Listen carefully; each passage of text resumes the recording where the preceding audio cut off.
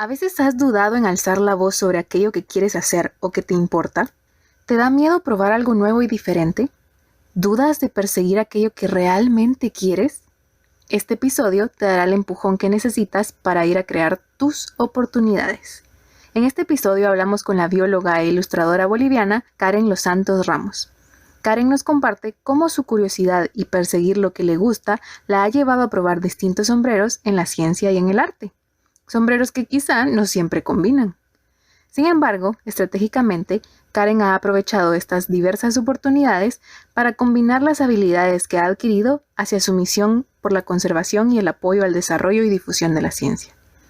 Ilustración y difusión científica, biología molecular, neurociencias, ajíes, insectos y cacao. Empecemos. Hola, somos Dayan, Kat y Rana, tres científicas guatemaltecas convencidas que las carreras en STEM son para todos. no solo para aquellos a los que les va bien en mate. Y todos nos beneficiamos de ellas a diario y te lo vamos a demostrar. Bienvenidos a Epistemas. Bienvenida Karen, muchísimas gracias por haber aceptado el día de hoy estar con nosotras en esta entrevista de Epistemas. Nos gustaría, siempre nos gusta comenzar las entrevistas con una pregunta y esa pregunta es, ¿quién eres tú? ¿Quién es Karen Los Santos Ramos? Uy, empezamos duro. Pues yo diría que Karen es principalmente una persona muy curiosa, muy activa, una persona que está todo el tiempo con muchas ganas, ¿no? De ponerse a hacer las cosas, que sin miedo va a estar buscando con quién hacer, qué hacer, preguntando sobre todo eso, ¿no? Con muchas ganas de seguir aprendiendo constantemente. Tengo muchísimos intereses, entonces es como que a veces el día no alcanza para poder conseguir todos esos conocimientos todos los días. Karen es también una persona que se preocupa mucho por hacer cosas por otros, ¿no? Y creo que eso también hace que tenga tantas actividades que a veces parece que no tienen nada que ver unas con otras, pero que, para mí forman parte de la integralidad que todos tenemos. Yo soy una científica, soy bióloga que he estudiado en la Universidad Estatal en La Paz, Bolivia, que es justamente donde estoy viviendo ahora. Tengo planes para hacer posgrados. Actualmente yo estoy trabajando en una consultoría para determinación de nutrientes en cultivos agroforestales de cacao. También tengo un proyecto que me gusta muchísimo, que es con insectos, que es uno de los grupos que más me gusta, que lo trabajo junto con unas colegas biólogas también, para evaluar diversidad funcional de insectos justamente acá en los bosques que tenemos en mi ciudad.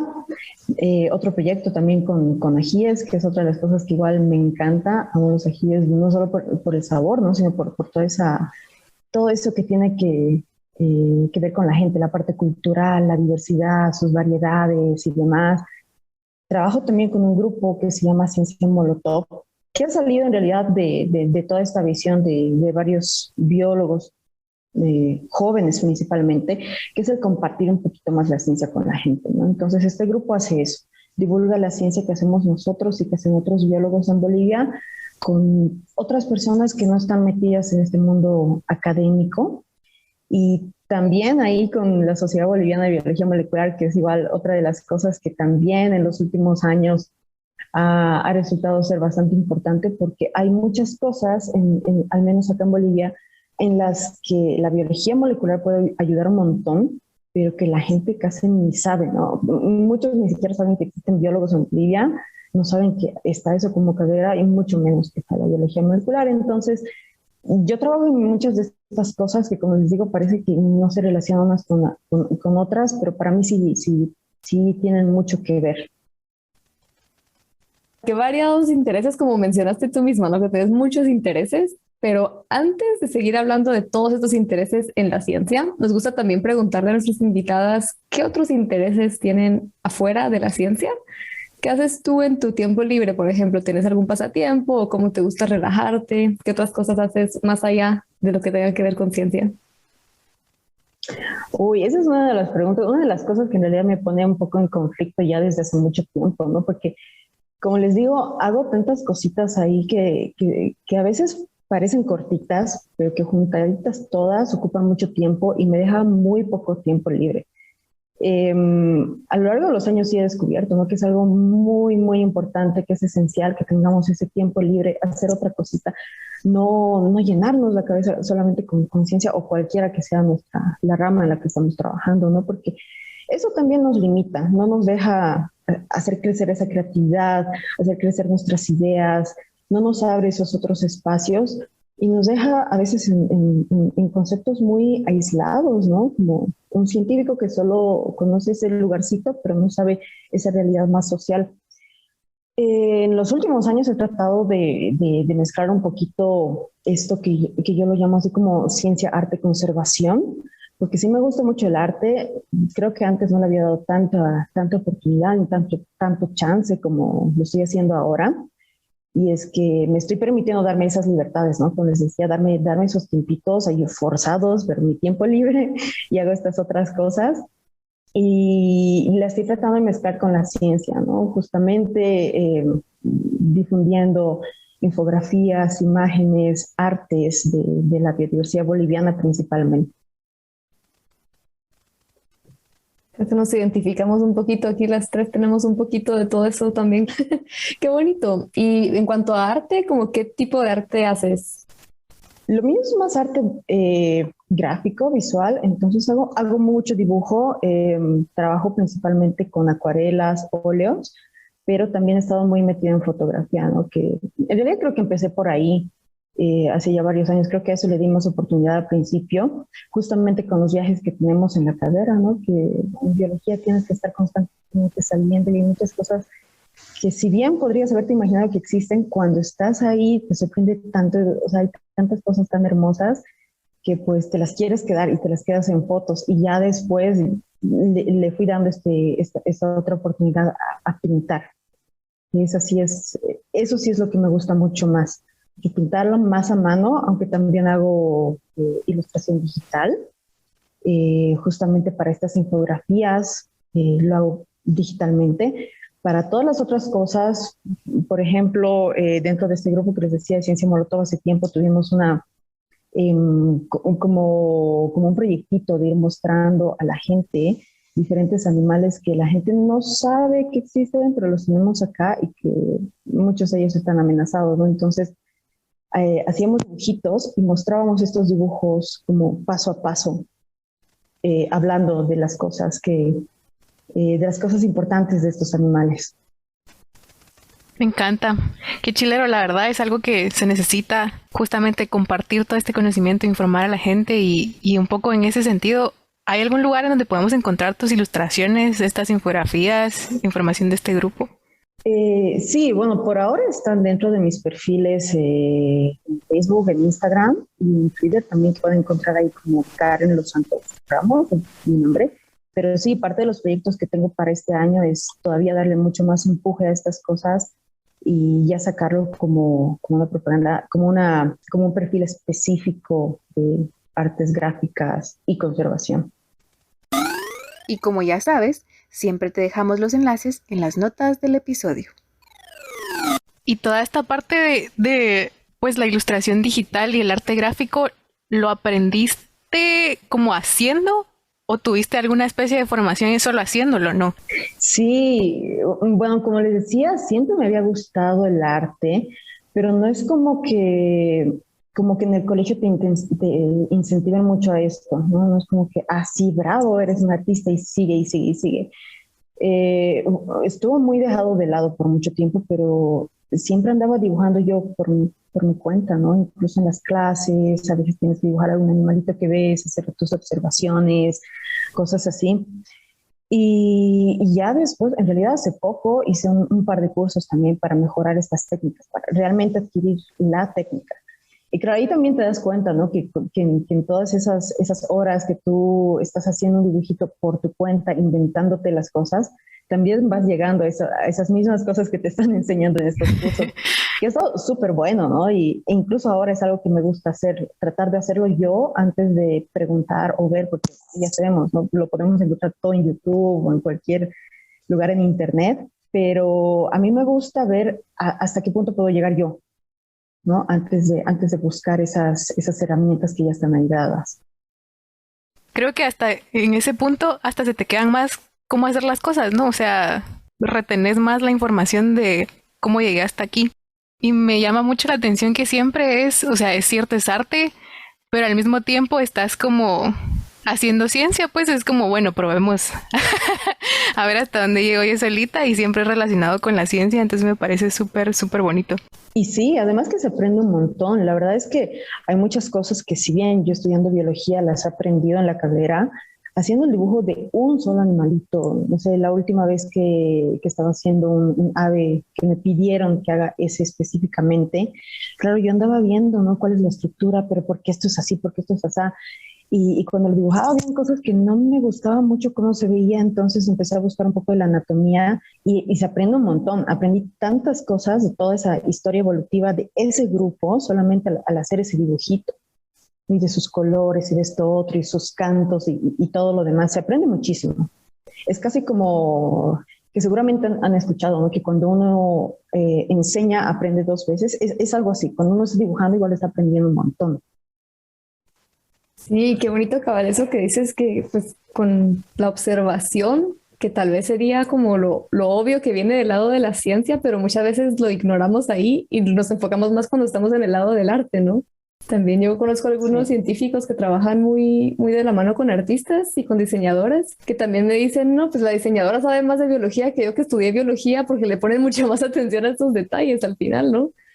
Por lo menos en la anatomía, cómo funciona, cómo se mueven los músculos, los huesos, todo esto, pues todo lo que acabas de mencionar, ¿no? Que tal vez no es tanto de ser biólogo, pero sí del lado artístico. Bueno, entonces, antes de pasar a la parte profesional, vamos a pasar a la ronda de las preguntas rápidas. Y empezamos con, ¿te gusta más trabajar de mañana o de noche? Depende. Es que depende qué trabajo es. Cuando es un trabajo de laboratorio, prefiero hacerlo en la mañana. Cuando es un trabajo de redacción, prefiero hacerlo en la noche. Y depende. Trabajo de campo, igual, ahí depende mucho qué. ¿Te gustan más las preguntas abiertas o de respuesta múltiple? Abiertas. ¿La pizza con piña o sin piña? Con piña. ¿Tu escritorio se mantiene normalmente desordenado u ordenado? Desordenado. ¿Te gusta más la playa o la montaña? Montaña, siempre. Y pues bueno, ahorita creo que sí, ya comenzamos un poquito con las preguntas profesionales y ya nos contaste un poquito sobre los proyectos en los que estás metida ahorita, pero en sí, ¿en qué estás trabajando? ¿En dónde estás trabajando? A ver, les andaba contando que estoy con este proyecto con el cacao boliviano. Este es un proyecto que está en conjunto entre Cooperación Suiza y el Instituto de Ecología Boliviano, que es parte de la universidad, y acá se llama la UMSA, que es la principal universidad en toda Bolivia, que está justamente en esta ciudad, en La Paz. Ese es uno de los proyectos. El otro proyecto que estoy haciendo, bueno, hablando de los proyectos principales, es este de insectos que les decía, donde estamos tratando de ver diversidad funcional. Este no es un proyecto financiado, es en realidad el proyecto pagado casi por las 3 personas que trabajamos aquí, ¿no? Entonces, nosotros nos pagamos los viajes y todo, y esto ha sido principalmente en los bosques de una región en mi ciudad que se llama Yungas. Este proyecto de ajíes, que también yo lo hago en mi casa. Ahí yo manejo mis muestritas, tengo algunos equipos también, que es algo que a lo largo del tiempo vas adquiriendo, ¿no? Hasta conseguir todo ese financiamiento y lograr otras cosas. Y sí, principalmente es casi donde se puede hacer, ¿no? Tengo la suerte de que tengo varios colegas que sí se prestan mucho a ayudar y a prestarme espacios. Entonces muchas veces trabajo en alguno de sus ambientes, ¿no? De sus oficinas, a veces algunos de ellos tienen laboratorios o lugares donde tienen individuos que yo puedo observar, no sé, insectos, plantas, etcétera, en el herbario, en el museo. Entonces, es lo bueno de tener gente que colabora y entiende las dificultades también que como científicos tenemos. Yo tenía una pregunta y es que siento que estás así como que súper metida en ciencia y también viendo tu currículum pues me di cuenta que no es algo nuevo. Tú estás haciendo cosas científicas desde hace muchos años y vi también que parte de la parte de educación que has tenido han sido 2 internships fuera de Bolivia que has tenido y creo, si entendí bien la cronología, fueron incluso antes de tu licenciatura. Entonces, tengo la pregunta de, ¿en qué momento de tu vida te diste cuenta que te gustaba la ciencia? ¿Fue de chiquita o fue ya grandecita? Lo que pasa es que desde pequeña sí me gustaba la ciencia, pero no era como que yo lo sabía o que le tenía el nombre ahí de quiero ser científica. A mí me ha pasado, ¿no? Que muchas veces me dicen, seguramente tú desde que eras pequeñita decías quiero ser científica. Y la verdad es que no, porque no le tenía un nombre. Para mí era, o sea, como les decía, yo soy muy curiosa y me gustaba saber las cosas. Tenía mucha la influencia de mi papá, ¿no? Que a él le gustan mucho los documentales, entonces yo andaba viendo los documentales sobre gente y amaba ver los documentales, ¿no?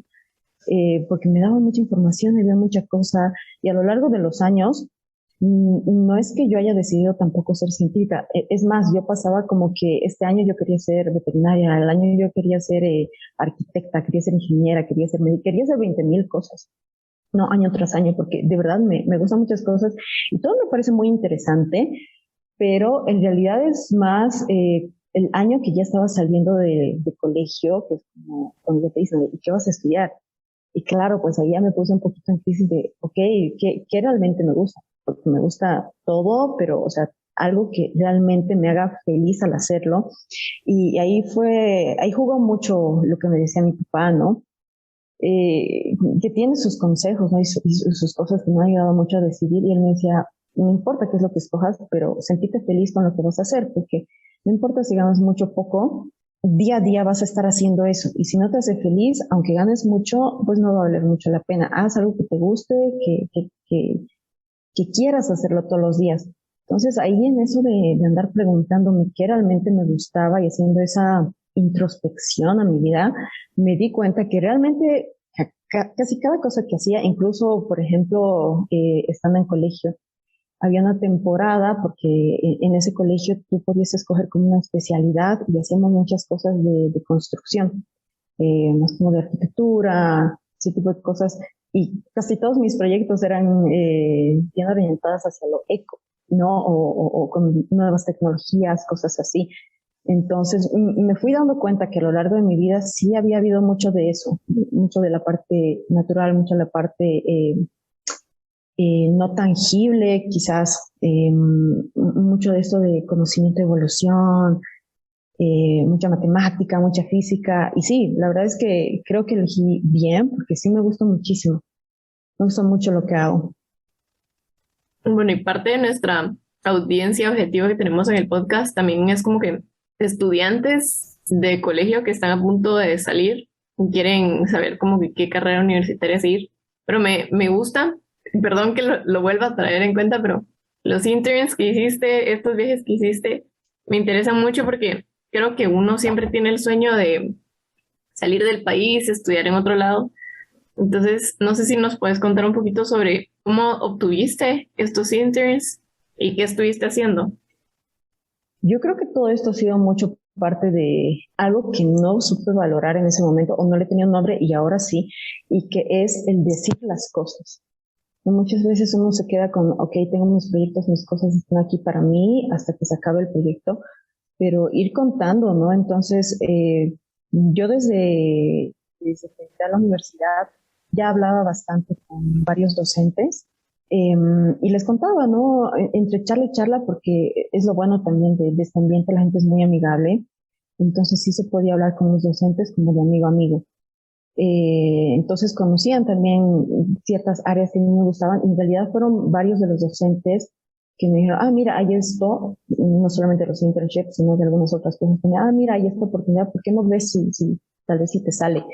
Y en realidad fue así como fui postulando, ¿no? Como que las oportunidades las fui encontrando y me presenté y la verdad es que para ese momento ni lo pensaba.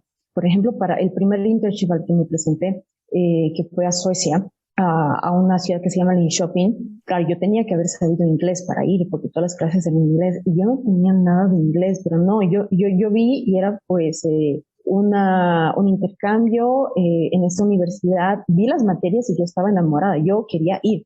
Ese rato, el mismo día, yo preparé mis cosas, mis documentos, y la verdad es que yo no consideraba que tenía tantas cosas que ofrecer como para decir, ok, me van a decir, no, aquí estoy yo y aquí está mi propuesta, si me eligen o no, yo voy a aprender inglés, ya van a ver, y tal cual, y salió, ¿no? Y yo me acuerdo que ese día, el día que ya me estaba yendo a Suecia, yo estaba así como, ok, tengo que empezar a aprender inglés ahora mismo. En el avión. A ver, ¿cómo voy a llegar? Y sí, es que a veces creo que hay que lanzarse. Wow, y esa fue lanzada así de las buenas. ¿Cómo le hiciste con el inglés entonces?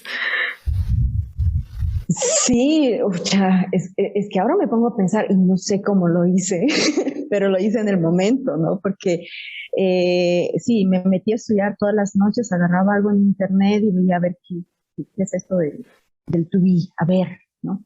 O cómo se pronuncia esto otro. Y yo le decía a la gente que conocía, ¿no? Con las pocas palabras que podía transmitir bien, decía, si escuchas que digo una palabra mal, dime, y yo me anotaba, todo el tiempo andaba con un cuadernito, ¿no? Y la gente decía cosas en las clases o con mis amigos, en cualquier ambiente, y yo andaba anotando palabritas que ahí resonaban. Y me fui anotando. Claro, no había tenido clases formales de inglés, pero supongo que haya jugado mucho las ganas que tenía.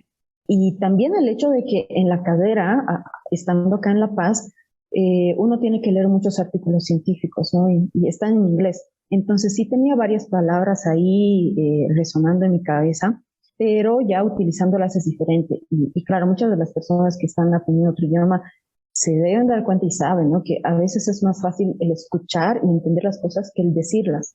Entonces, a mí me resultaba mucho más difícil, por ejemplo, en esas clases, el tener que hacer una presentación, que a veces sí las tenía que hacer, o habían preguntas y cosas, discusiones en las clases, me costaba mucho, pero bueno, había que intentarlo. Esta es la inspiración que necesito para empezar el nuevo semestre en coreano. Muchas gracias. Ay, no, pero qué felicidades, qué admirable la verdad, porque no fue solo irte sin saber inglés o aprendiendo inglés, sino encima de todo inglés académico, científico, o sea que también es un vocabulario más complejo. Qué historia más inspiradora, la verdad. Qué bonito, felicidades. Y sí fue un poquito complicado, pero como les digo, la verdad es que creo que ni siquiera lo pensé, solo quería hacerlo y lo hice. Igual cuando me fui porque tiempo después también me fui a Japón. Y claro, yo dije, ya, llego a Japón y seguramente aquí va a funcionar, la tierra de la tecnología, seguramente ahora sí lo logro. Llego y no, realmente no hay no es tan fácil encontrar un ambiente donde la gente hable inglés, entonces yo de principio dije voy a tomar clases en japonés, para aprender japonés, y las tomé, pero wow, que también fue súper complicado. Y creo que también a lo largo de todas esas experiencias, uno se va cansando, ¿no? Porque son tantas cosas que tiene que aprender y a veces sin esa ayuda, no es como cuando tomas una clase de inglés y te dicen, ok, aprendemos hoy los números y mañana esto otro y mañana esto otro, es como hay una secuencia. Pero a veces cuando lo haces tú solo, estás buscando cómo y eso de por sí ya te cansa más. Y entonces, ¿cómo te fue estando en Japón? Pues fue complicado, al principio fue bastante complicado en realidad, porque tampoco, en la universidad están las distintas facultades, ¿no? Y en la facultad de ciencias no habían clases en inglés, eran solamente en japonés. Y claro, yo quería tomar clases en ciencias. Tomé muchas otras más de las otras carreras, ¿no? Porque ya les digo, me gustaron muchas cosas y también me ayuda mucho a entender el momento y la sociedad en la que estaba viviendo, entender Japón de una forma más profunda. Pero para las clases que quería tomar en ciencias me fue muy complicado porque yo tenía que ir a la clase y trataba de anotarme los símbolos que no los conocía y claro, miraba la pizarra y me anotaba el símbolo y pasaba toda la clase traduciendo en mi celular qué era el título. Y traduciendo cosas así, ¿no? Más bien tenía muchos amigos en las clases, uno que sabía español, entonces como que me ayudaba en algunas cosas, algunos que sabían algo de inglés. Y ahí de nuevo juega mucho, ¿no? Esto de charlar con la gente, de conseguir esa ayuda de otras personas y también ofrecer la ayuda, que seguramente tú también la tienes. Yo me acuerdo que ya para final de toda esta temporada, que me quedé un año en Japón, al final de ese año yo ya podía ir al mercado japonés, ir y preguntar, quiero esta obra, no sé, normalmente en Japón tienen unas telitas, ¿no? Pintaditas, tejidas, cosas bien japonesas. Entonces yo estaba preguntando por eso y el señor me dice, sí, cuesta tanto. Y me empezó a hablar de la historia y yo la entendía y le preguntaba, ¿no? Fue como que el momento cúspide de por fin haber aprendido cosas en Japón, del idioma. Me encanta, me encanta. Pero entonces, bueno, ahorita hablamos justo de la parte del idioma, de cuando te tocó aprender inglés estando en Suecia. Sí, exacto. Suecia y japonés en Japón. Pero realmente, en cuanto a la ciencia o en cuanto a lo que te llevó ahí originalmente, ¿qué fue lo que estudiaste en ambos casos? Para ese entonces yo ya estaba terminando mis materias en la universidad y ya me tocaba hacer mi tesis, que yo ya la estaba empezando y ya estaba llegando a cierta etapa de mis resultados. Entonces salieron estas convocatorias. Claro, para mí era importante saber qué era lo que hacían en estos lugares y algo que en mi carrera nos hacen elegir, porque ese es el pensum. Tú estudias biología, pero desde mitad de la carrera tú escoges como una preespecialidad. En ese momento habían 4 que eran biología molecular, ecología, zoología y botánica.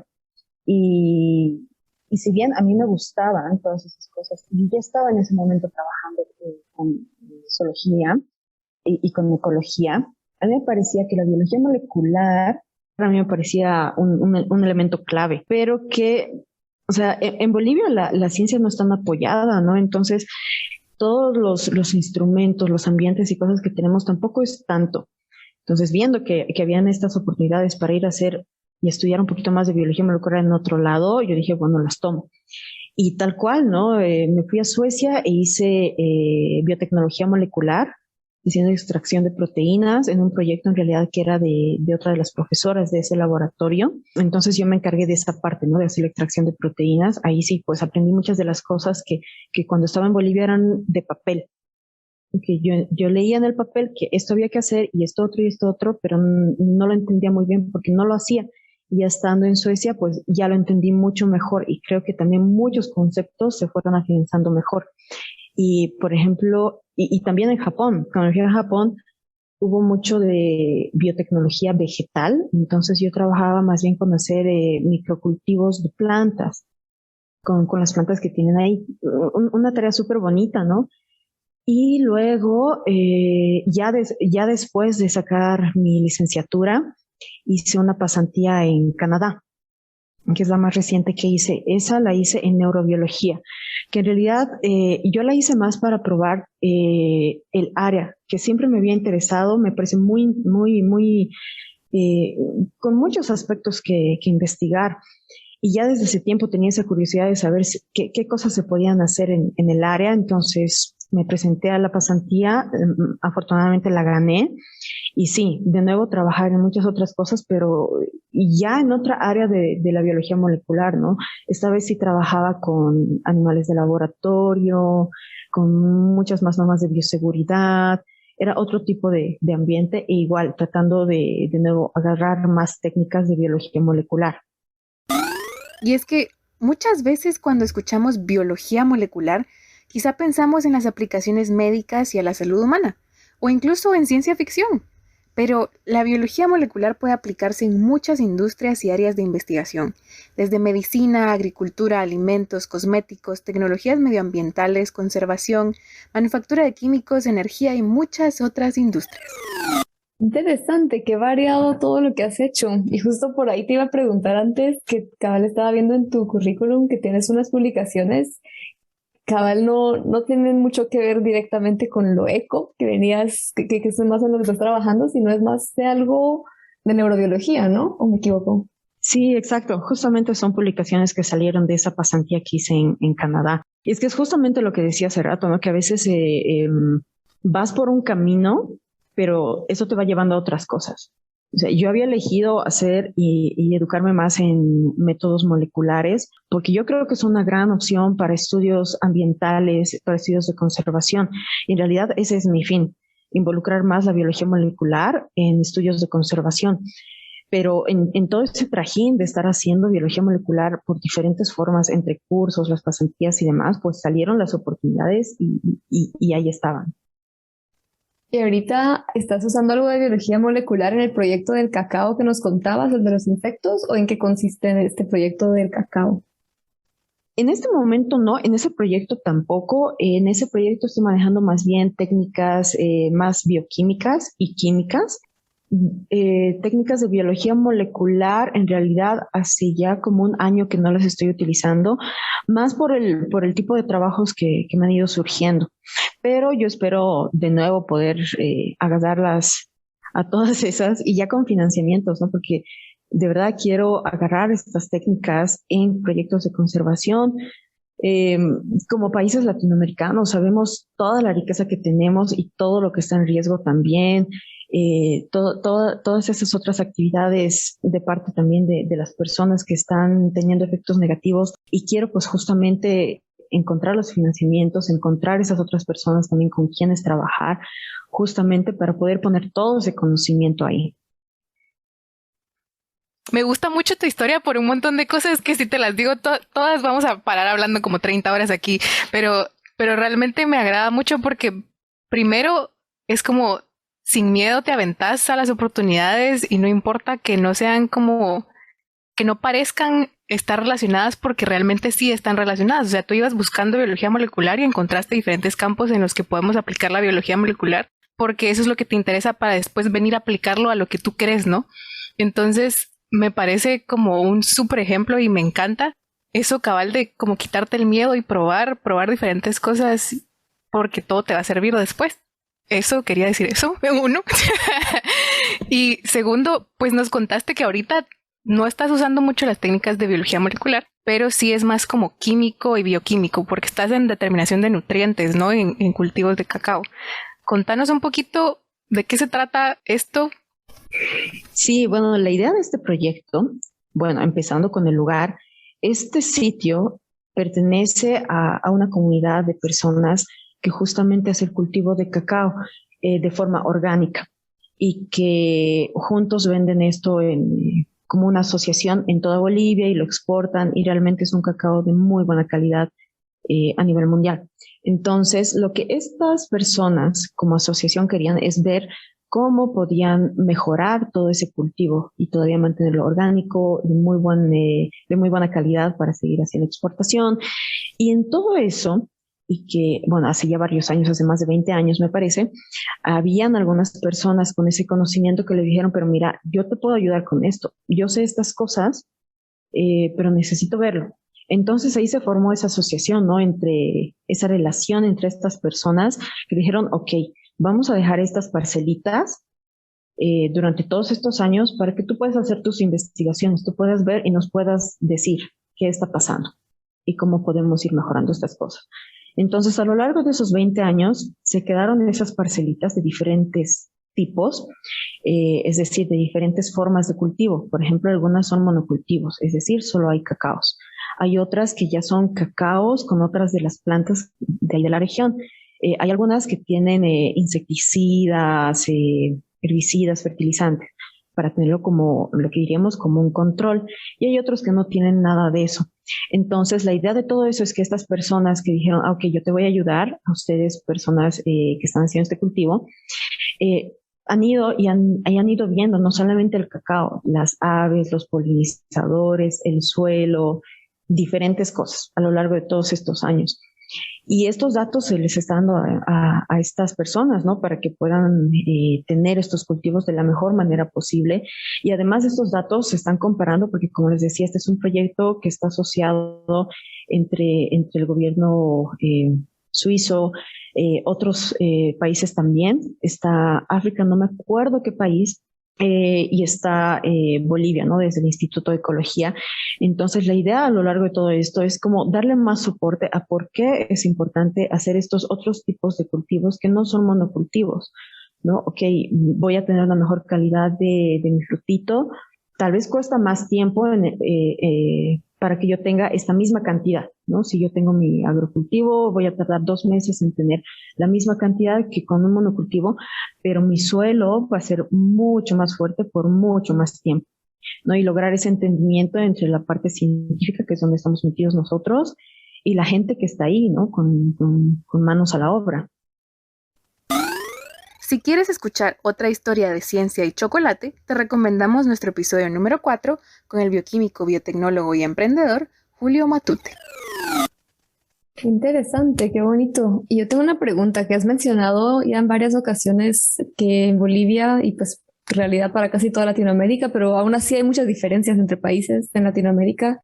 El apoyo a la ciencia, al inicio dijiste que en Bolivia no saben que existen biólogos bolivianos y creo que nos pasa igual lo similar en Guate.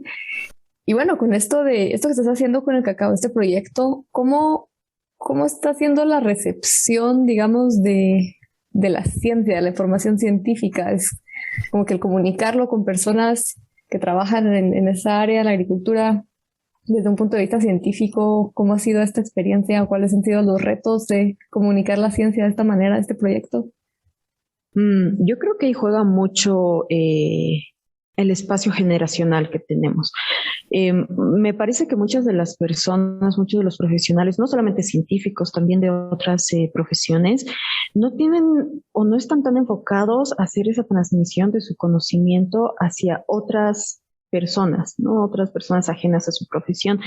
Yo no diría que es más como un ego científico, sino más bien como un ego profesional, porque se da en todo lado, y que más bien las nuevas generaciones, yo diría ya desde la mía, ¿no? Que tampoco es tan nueva, pero que estamos también con esa visión, ¿no? De que, ok, la ciencia parece ya como otro idioma, tenemos que ver la forma como traducir esto para otras personas, que no sea una cosa tan ajena, tan extraña, tan fea, ¿no? Que para muchas personas la ciencia es fea porque hay mucha matemática y hay esto otro y esto es tan complicado. Y no es así, la ciencia es súper bonita. Solo que tenemos que ver cómo comunicarla.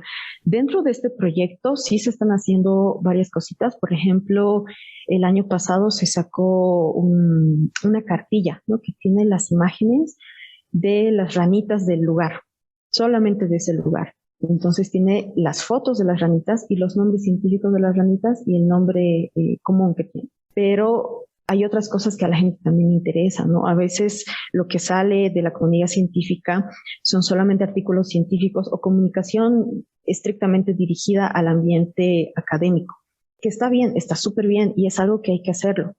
Que a veces creo que también pecamos de eso porque no salen en algunos de los grupos de acá, algo que yo he visto es que no sale mucha comunicación académica y que sale mucha comunicación dirigida a otro público, pero ya no sale la comunicación académica, que también es importante sacarla. Entonces creo que hay que hacer un equilibrio entre todo eso y también aprovechar las distintas habilidades de la gente, ¿no? Hay personas a las que nos cuesta muchísimo comunicarnos de cierta forma, entonces veamos otra forma, o yo la ayudo, y alguien me ayuda, y generar estos nexos. A mí me encantaría que hubiese más comunicadores sociales que digan, ok, quiero hacer comunicación científica, quiero unirme a esta gente Dara y ayudarles a traducir lo que tienen que decir, ¿no? Pero sí, a veces cuesta y tampoco podemos esperar a que estas cosas pasen, ¿no? A veces las tenemos que hacer porque justamente por esto, ¿no? La ciencia no tiene tanto apoyo y la ciencia es esencial para el desarrollo. Y por lo mismo tenemos que buscar las formas de que estas cositas, esta información, este poquitito de información que tenemos científica llegue a otras personas. A nosotros nos pasó mucho durante esta época de pandemia que la gente decía, ¿no? No tenemos biólogos moleculares, ¿quién va a hacer los PCRs? No sabemos a quién podemos traer acá, vamos a tener que traer gente de afuera. Y claro, nosotros, comunidad de biólogos moleculares, decimos, pero aquí estamos nosotros, ¿cómo que no hay? Entonces, ahí está de nuevo, ¿por qué la gente no sabe que estamos? Y es que ahí falta también ese nexo que nos haga ver, que le haga ver a otras personas lo que nosotros hacemos y que a nosotros también nos permita ir mostrando, divulgando. Qué bonita mentalidad y qué bonito trabajo también en todo lo que has hecho, y creo que sí es una importancia bastante grande que tanto científicos como gente y público general entendamos la importancia de ir comunicando y también de ir escuchando a la gente que pues comparte lo que está estudiando, que no quiere decir que no nos cuestionen, va, porque siempre es bueno cuestionar, pero por lo menos que se tomen el tiempo de escucharnos.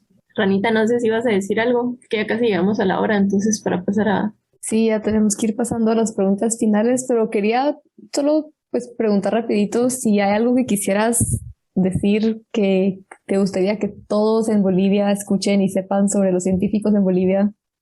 Pues me gustaría decirles que no solamente biólogos, pero que los científicos que tenemos mucho trabajo, que vale la pena verlo, que también necesitamos dinero, ¿no? Porque muchas veces, y a casi todos nos pasa, especialmente a nosotros los profesionales nuevos, que esperan que trabajemos gratis. Y de nuevo, o sea ciencia, o sea arte, sea un músico o un médico, quien sea, el trabajo también tiene valor. Por otro lado, a los científicos yo les diría que hay que atreverse a hacer las cosas, ¿no? A veces no tenemos las posibilidades en el lugar, en el momento, pero hay que buscar cómo siempre podemos encontrar colaboración entre colegas, entre mismos científicos, o incluso con otras personas, si empezamos a hablar de lo que hacemos, ¿no? Si empezamos a decir lo importante que es esta cosa en particular. Yo estudio este bichito que parece que no importa, pero bueno, lo hablemos, a alguien le va a interesar. Y al resto de las personas, pues, escuchamos lo que tienen que decir los científicos, ¿no? O sea, no están tantos años estudiando para que sea una información olvidada. Casi todo lo que tenemos, todo el desarrollo, toda la tecnología se ha hecho en base a conocimiento científico que después se ha ido aplicando. Entonces, es cuestión de comunicarnos más. Me gustaría que la gente boliviana de todo lado entienda eso. Súper. La verdad es que ha sido, la verdad, un gusto conocerte, conocer todo lo que en todo lo que has estado trabajando y lo que te ha llevado a donde estás ahorita. Pero lastimosamente ya llegamos al final. Entonces, así como al inicio nos gusta hacer una pregunta, al final tenemos un par de preguntas. La primera es, ¿qué consejo le darías a tu yo de 17 años? Uy, uf. Yo creo que le diría que se dé más libertades, que se dé más tranquila, todo va a estar bien, como puedes hacer esto también. Me parece que especialmente durante la época de colegio y primeros años de universidad, yo andaba o me habían puesto siempre en esa forma de hacer las cosas, ¿no? Como que tienes que hacerlo y lo mejor posible y preocúpate mucho y tienes que estar estudiando todo el día y todos los días y para sacar las cosas bien. Pero creo que no. Creo que en realidad las cosas no son tan así, porque a lo largo de los años también he visto que mientras más tranquilidad le pongo a las cosas que hago, es decir, no voy a estar todas las horas del día estudiando eso, sino lo voy a hacer con más, solamente atendiendo, sin estar preocupándome o poniéndome estreses extra. He aprendido y he entendido mejor todas esas cosas que he querido estudiar. Entonces yo le diría eso a esa niña, ¿no? Y a esa adolescente, como que tranquilo, vas a aprender, solo disfrutar lo que estás haciendo, no te preocupes en las notas que vas a sacar, en cómo se va a ver, en que sea perfecto, porque incluso esas imperfecciones, aprende a valorarlas, esa es otra cosa que le diría. Aprende que hasta los errores y todas esas cosas imperfectas están bien y hay que valorarlas. Qué buen consejo. Yo también necesitaba escuchar eso hoy. Justamente ahorita, muchas gracias. No te digo, pues este episodio cayó así como anillo al dedo ahorita, esta entrevista. Bueno, Karen, y ahora sí para terminar, la última pregunta que nos gusta hacerle a nuestras invitadas es, en tu opinión, ¿qué pueden hacer todas las personas hoy para apoyar el desarrollo de la ciencia en la región? Yo diría que se puede actuar incluso desde los diferentes niveles. Uno diría que, ok, te voy a dar dinero para tu investigación, que me encantaría que alguien lo haga. Diga ya, ok, soy millonario y te lo doy. pero no, o sea, desde nuestros diferentes aspectos, yo creo que podemos ayudar. Por un lado, entendiendo que hay científicos, escuchando lo que hacen, agarrando la información que tienen, cuestionándolos a ellos también, charlando con la gente, promover las colaboraciones, por otro lado, incluso entre mismos profesionales, que a veces es un poco conflictivo, ¿no? Que uno tiene que saberlo todo para hacerlo todo solito. Y no, de nuevo, yo creo que las cosas son más integrales y se tiene que trabajar entre estos equipos de personas que saben diferentes cosas y que son buenos en muchas cosas. Entonces, poder trabajar en equipos de varias personas que saben varias cosas, pero que se van a manejar en equipos integrales. Me gustaría que hayan más apoyo entre la gente, tanto entre científicos como entre otros. Gracias, Karen, por recordarnos que no debemos limitarnos a hacer solo lo que estudiamos y por demostrarnos lo importante que es que probemos muchas cosas que nos interesen para seguir ampliando nuestros horizontes. Y gracias a ti que nos escuchas por acompañarnos en un episodio más de Epistemas. Recuerda seguirnos en redes sociales y en tu plataforma de podcast preferida para no perderte ni un episodio. Y cuéntanos, ¿escritorio ordenado o desordenado? El mío justo ahorita, desordenado. Hasta la próxima.